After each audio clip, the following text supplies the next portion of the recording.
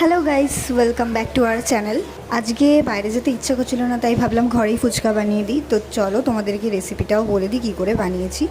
তো প্রথমে আমি আলু কেটে নিয়ে ধুয়ে নিয়েছিলাম, তারপরে আমি আলু সেদ্ধ করতে বসিয়ে দিয়েছিলাম, তারপর একটু নুন দিয়ে দিয়েছিলাম, তারপর তেঁতুলটাকে একটা বাটিতে ভিজিয়ে রেখে দিয়েছিলাম।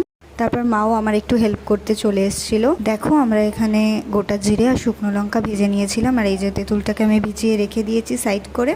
গোটা জিরে আর শুকনো লঙ্কাটাকে ব্রাউন করে ভেজে নিতে হবে। তারপর মিক্সির বলে ওটাকে নামিয়ে নিয়েছিলাম, দেন মিক্সিতে পেস্টও করে নিয়েছিলাম।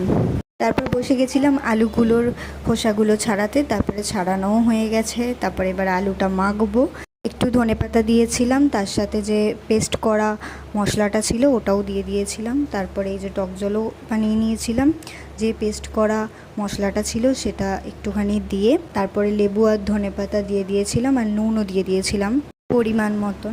লঙ্কা দিইনি, বিকজ বাচ্চাও খাবে, প্লাস আমারও একটু শরীরটা খারাপ, আমিও খেতে পারবো না লঙ্কা। এই যে আমার ফুচকা রেডি, আর আমি দই ফুচকাও বানিয়েছিলাম। আজকের মতন টাটা, নেক্সট ব্লগে আবার দেখা হচ্ছে।